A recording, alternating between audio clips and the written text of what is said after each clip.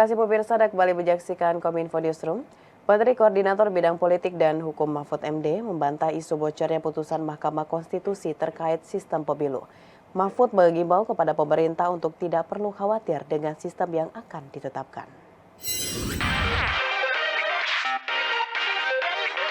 Menteri Koordinator Bidang Politik dan Hukum Mahfud MD membantah beredarnya bocoran isu terkait putusan MK tentang sistem pemilu. Menko Polhukam memastikan telah berkomunikasi langsung dengan MK terkait kabar putusan sistem pemilu. Mahfud mengatakan, MK belum mengambil putusan atas gugatan terhadap sistem pemilu. Menurut Mahfud, kabar mengenai MK telah mengabulkan sistem pemilu tertutup hanya sebatas analisis semata. Mahfud mengatakan sidang putusan baru akan dilaksanakan besok lusa, sehingga belum ada putusan resmi yang disampaikan oleh MK. Menko Polhukam meminta semua pihak untuk menunggu putusan resmi MK.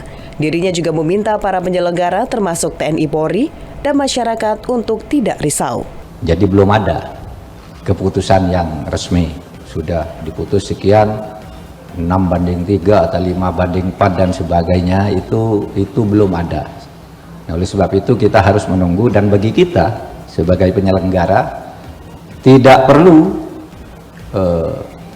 risau dengan sistem apapun. Itu nanti yang risau kira-kira ya antar partai politik, antar calon. Nah, itu tugas kita untuk mengamankannya dan mengarahkan sesuai dengan hukum yang berlaku.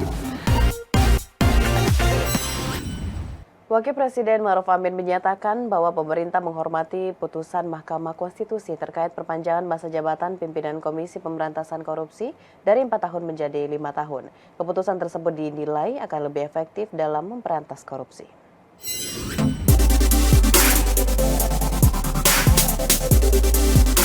Mahkamah Konstitusi telah memutuskan memperpanjang masa jabatan pimpinan Komisi Pemberantasan Korupsi menjadi 5 tahun. Panjangan ini disahkan oleh MK dalam sidang perkara nomor 112/PUU 20/2022 pada Kamis 25 Mei 2023.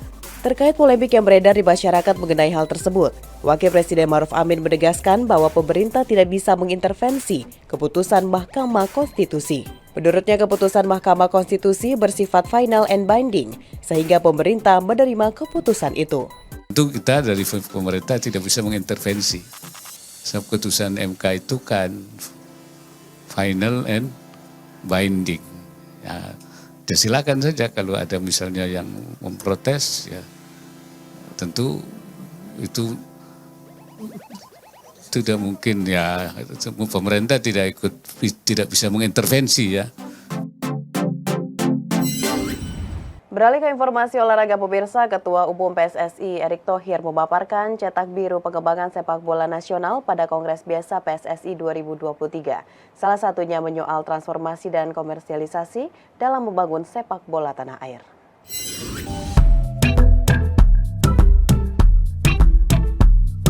Persatuan Sepak Bola Seluruh Indonesia resmi membuka Kongres Biasa 2023 di Hotel Intercontinental, Jakarta pada Minggu 28 Mei 2023. Kongres yang dibuka oleh Ketua Umum PSSI Erick Thohir mengungkapkan 3 poin utama terkait cetak biru sepak bola nasional. 3 poin tersebut yakni komersialisasi sepak bola, target jangka pendek dan menengah timnas. Dari sisi komersialisasi, Erick menekankan pembentukan institusi yang bertugas mengkomersilkan aset-aset PSSI untuk kepentingan timnas. Dirinya mencontohkan Asosiasi Sepak Bola Jepang yang mampu mengelola asetnya dengan baik. Institusi tersebut nantinya diharapkan bisa mendorong pemasukan yang lebih besar bagi PSSI sehingga pembinaan dapat merata hingga ke daerah. Tidak hanya pembinaan, institusi tersebut juga akan membantu individu sepak bola dan pahlawan sepak bola tanah air yang turut membesarkan dan memajukan sepak bola di Indonesia. Sementara itu, untuk target jangka pendek dan menengah, timnas akan dihadapkan dengan berbagai agenda penting seperti FIFA Matchday, Asian Games 2023, kualifikasi Piala Dunia 2026 zona Asia hingga tuan rumah kualifikasi Piala Asia U23 di tahun 2024. Membentuk sebuah yayasan, di mana yayasan ini untuk membantu individu-individu pahlawan sepak bola seperti Kurnia Mega ataupun yang lain. Dan ini yang kita harapkan juga menjadi sebuah terobosan ke depan dari kami, bahwa kami peduli oleh pahlawan-pahlawan yang sudah berkorban. Juru bicara Panitia Penyelenggara Ibadah Haji Pusat Ahmad Fauzin menyebut sebanyak 33.171 jemaah haji Indonesia tiba di Madinah hari ini. Jemaah haji diimbau untuk tetap menjaga kesehatan mengingat cuaca di Madinah mencapai 39 sampai dengan 40 derajat Celcius.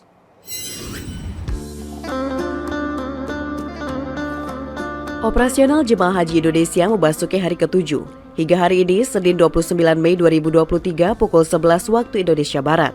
Juru bicara Panitia Penyelenggara Ibadah Haji Pusat, Ahmad Fauzin menyebutkan, total jemaah haji yang sudah berangkat ke Arab Saudi berjumlah 33.171 orang atau setara 87 kelompok terbang. Sementara jemaah yang sudah tiba di kota Madinah berjumlah 30.542 orang atau setara 80 kelompok terbang. Secara bertahap, setiap harinya jemaah masuk asrama haji untuk diberangkatkan ke Madinah. Dan berikut rincian jemaah yang masuk hari ini dari setiap embarkasi. Berikut rincian jemaah yang masuk asrama haji hari ini dari setiap embarkasi. Embarkasi Aceh BTJ 388 jemaah atau satu kelompok terbang. Embarkasi Medan KNO 355 jemaah atau satu kelompok terbang. Embarkasi Batam BTH 369 jemaah atau satu kelompok terbang.